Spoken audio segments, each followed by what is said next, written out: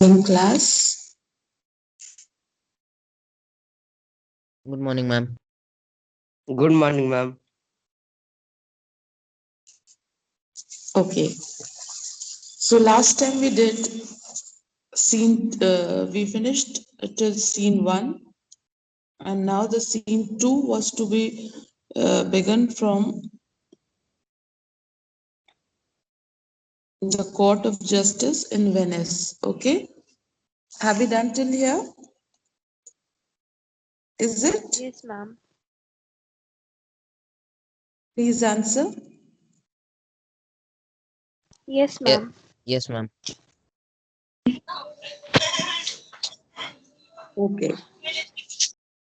After the loan is secured, Portia and Bassanio are married. Unfortunately, Antonio had to make a bad choice of ships and captains, and his ships uh, wrecked in the sea. They could not meet the ends, and so they finally the money which he was giving was lost, and he had to suffer losses because of that.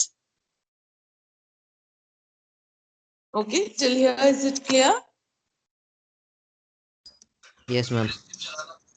Okay. So we begin with the scene two.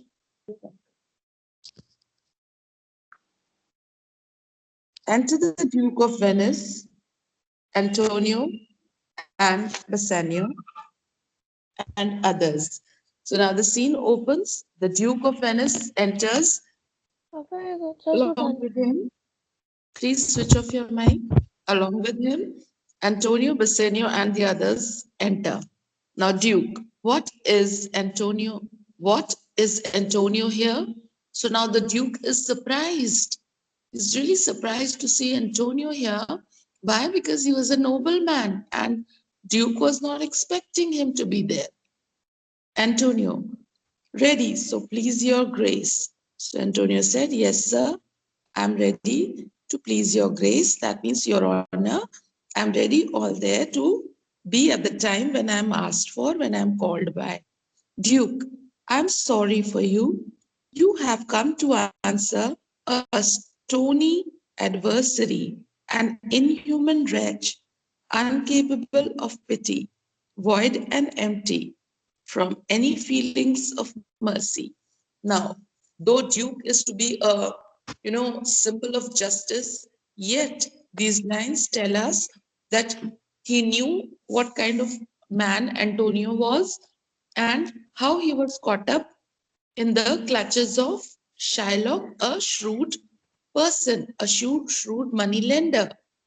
So he's saying he's very sorry to know that he had to come to answer to this court at this time when it is not needed, and he has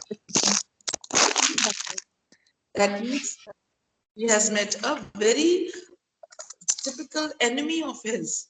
He has been in front of an enemy who was not ready to show mercy. He was the one who had been incapable of being pity, who show pity. That means he was the one who was very cruel. He had no, inner feelings. He was lacking everything which could be called human. So he said, "Ki, now you are in front of a person who has sued, who has called upon you to the court, and the person is such a kind of a man that he is devoid of all mercy. He does not possess the quality of being merciful. Children, you talk only. First, you finish your talks, then we'll continue. I really fail to understand what makes you do all this. Good. There's one person who's always here with the wallpaper. Who's this? Together mode. Please do not use any wallpaper for this. Okay, coming again. Antonio, I have heard your Highness had taken great pains to be merciful, but since he is obdurate and that no lawful means can carry me out of his envy's reach. I am armed to suffer with the quietness of his spirit the very tyranny and rage of his. So now Antonio says, I've heard your highness. That means I've listened to you and had taken great pains to be merciful. Now he's saying, I know that you really side with being merciful, but then the person who's dealing with me is very stubborn, he's very rigid, and that no lawful means can carry me. And there are no lawful ways in which this case could be saved. Why? Because it's Shylock's jealousy and envy, which he is armed with. He has been surrounded with that, and now he is ready to suffer as quietly as possible, deeply in the hands of the tyranny, that means the cruelty which is going to be thrown upon him by Shylock. Okay, then enter Shylock, Duke. Shylock, the world thinks, and I think so too, that you show him mercy and remorse more strange, that is thy strange apparent cruelty. So now Duke talks to Shylock once he enters. He says that the world calls for mercy. The world says that you should show mercy and remorse more strange then is thy strange apparent cruelty. That means you are more for cruelty than the mercy, the quality of mercy. You should be showing the quality of mercy, whereas the world is watching you, that you are not favoring for any mercy. Instead, you are siding with the cruel aspect of life. You are turning into you are taking a cruel decision, and where thou now exacts the penalty, which is a pound of this poor merchant's flesh. So now the Duke says, now I know that you only settle for a penalty. You will not side with any quality of mercy, but you will only want a pound of flesh from this poor merchant. Shylock, you'll ask me why I rather choose to have a weight of carrion flesh than to receive 3,000 ducats? I'll not answer that. Some that are mad if they behold a cat, and others when the bagpipe sings. So now he's saying, ki, dear sir, Shylock says very cruelly, he says, ki, sir, if you ask me that why have I chosen to take his flesh instead of asking for 3,000 ducats, then let me tell you that I would definitely go for this because he has been like a cat to me. Uh, and people might find it very strange, but I would still prefer that I would bagpipe and sing over the issue. I will sing over the issue instead of holding a cat to me. That means he's all set to take to take that 1 pound of flesh from Antonio instead of settling down with 3,000 ducats. He was desperately waiting for this deal to not to materialize. That means he was praying that his ships should not reach the shore and he should get this Antonio, who was a kind man and who had been his Shylock's greatest enemy. And why was he? Because he was lending money to people generously. He was a kind hearted man and he used to donate money generously as grants and charity. Now for your answer, as there is no firm reason to be rendered, so can I give no reason, nor I will not, more than a certain loathing I bear against Antonio. Are you answered? So now he's saying, you see, whatever question you want me to answer, let me give you a very firm offer, a very reasonable offer that I have no reason to do all this. Yet I have no reason to answer you also. And whatever hatred I have, more than a certain loathing, that means apart from that hatred that I bear against Antonio, this is the smallest thing I could have asked for. So he says, are you answered? So now Shylock says, is the answer clear? Bassanio, this is no answer, you unfeeling man. So now Bassanio takes up his to his friend's side and he says, now this is no way to answer. Shylock, I am not bound to please thee with my answers. So Shylock says, listen, I am not here to please you. I am not here to give you sweet answers which could be pleasing to you. Bassanio, do all men kill the things they do not love? So now Bassanio again says, yeah, I know you do not like Antonio, but do every other man who doesn't like anything goes and kills it? Now Bassanio, Shylock, does any man hate the thing and would not kill? Now Shylock says कि कोई ऐसा भी इंसान होता है कि उसको कोई चीज नहीं पसंद है और वो उसे जिंदा छोड़ दे? So like this, he keeps on re-arguing with Bassanio. Bassanio, for thy 3,000 ducats, here is six. So now he's saying instead of 3,000 ducats, please take 6,000 ducats and leave him, release him. I would not draw them. I would have my bond. Now Shylock says, you see, I'm not going to take the 3,000 ducats. Why? Because he was asked to give it within those 3 months' time and he has failed. And now if you give me 6,000 ducats, I will not take it. So he refuses and he pressurizes that his bond should be followed. Duke, how shall you hope for mercy if you give none? So now the Duke says, if you do not give mercy, if you do not show kindness to others, how can in return you think of a kind attitude towards yourself? Duke, sorry, Shylock, what judgment shall I dread, doing no wrong? If you deny me justice, flee upon your law. Sorry, fly upon your law. So now Shylock says, what kind of judgment is this? There's a judgment which has, you know, I have fears that I have done no wrong, and yet the judgment has been denied to you, denied to me. So he's saying, I'm really fearing that what kind of a judge is this? What kind of justice is this?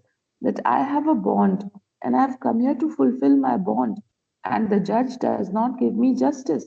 So he says, if you deny me justice, that means if you do not give me justice, then you should be, it's a disgust, it's a no deal upon the law, that why should people turn up to such law when justice is not given to them? Duke, I have sent for a learned doctor, Bellario, to determine this case today. Now, Duke says, you see, I have called for a doctor. Now, who's a doctor? The person who's expert in cases, he's calling. Just the other way of calling an advocate or a prosecutor. So he says, I've called upon a brilliant person called Bellario, and he's going to take up the case for Antonio today. Okay? So now Duke says this. Portia and her friend Nerrisa plan to come to the court disguised as lawyers to save the noble Antonio. Enter Nerissa dressed like a lawyer's clerk. So now the Shakespearean play, they were performed on theatres. And so here the scene opens and now Portia enters along with her friend called Nerissa. Now both of them are dressed up as lawyers. Clear? They are in disguise. They are dressed up as lawyers and they enter the court in which Nerissa enters as a lawyer's clerk. Duke, come you from Padua, from Bellario. So now Duke says, oh, so you have come from Padua, a city, and you have come on behalf of Bellario? He asked this. Nerissa, presenting a letter from both, my lord, Bellario greets your grace. So now he says, Nerissa, in a form of a lawyer, as disguised as a lawyer's clerk, she enters and she answers, yes, sir. we both have come from Bellario, Padua, and Bellario has sent Your Highness a letter for a reason. The court shall hear Bellario's letter. Now Duke says, okay, so read out the letter which Bellario has sent for me. Is this much clear till here? Yes, ma'am. Everyone, is this much clear? Yes, ma'am. Okay. So just quickly go through any meaning which you need to ask me right now. Any difficult word, any difficult line which you could not?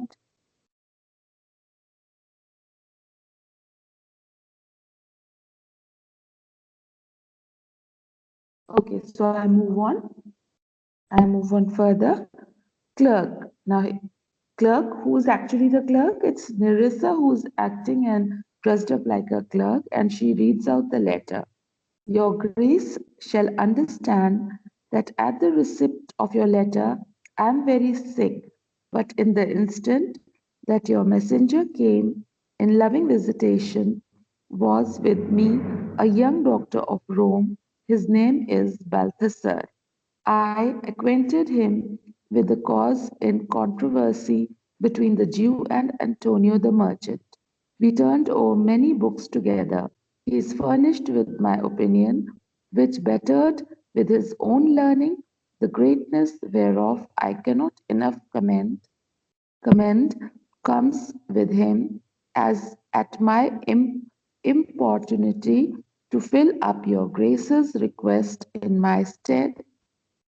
I beseech you, let his lack of years be no impediment to let him lack a reverent estimation, for I never knew so young a body with so old a head. I leave him to your gracious acceptance, whose trial shall better publish his commendations. So now the letter was from Bellario, who was a renowned lawyer and who had been called by Duke to stand for the case of Antonio. But now this letter is telling that he was very sick. Bellario was very sick. So he's writing a letter, Sir, I'm very sick. And because of that, I am not able to attend as you had sent me a messenger and had sent me a loving invitation, a lovely invitation. And since I was sick, so I could not come, but I was having a young advocate, a young lawyer from Rome, and his name is Balthasar. And he is well acquainted, he is well aware about the case, about the controversy between Jew and Antonio. That means about the controversy between Shylock and Antonio, who's a merchant. And Bellario is saying that he's a very learned man. He has turned many books together. That means both of them had sat down and discussed the case, turning up books and discussing the laws, etc. He is well furnished with my opinion. And now Bellario says, this man called Balthasar, who's a young lawyer, he's very well equipped with all my opinion, what I hold for the case, and he's much better in learning. He's a very educated man himself, and he will fill up the grace, he will fill up the request which you had asked me to join in, and he would listen to the interaction and will take up for my cause. And please, sir, I request you that you should not see the young face and think, oh, he's so young, how he can deal it. But this young body has a old head, that means a very wise head. So he's calling Balthasar a young man, yet with lot of experience, lot of knowledge. So he says that I'll leave him to you, your grace, your highness, so that you can accept his ways and let him go for the trial which he has taken up. And he is the one who will be taking up the case. Okay. So now class, I hope till this explanation everything is clear. Nice to see you all. Can you see the classroom? Yes, ma'am. Yes, Feeling ma'am. happy? Feeling happy to see your classroom? Yes, ma'am. Okay, so we stop here and we will continue in the next class.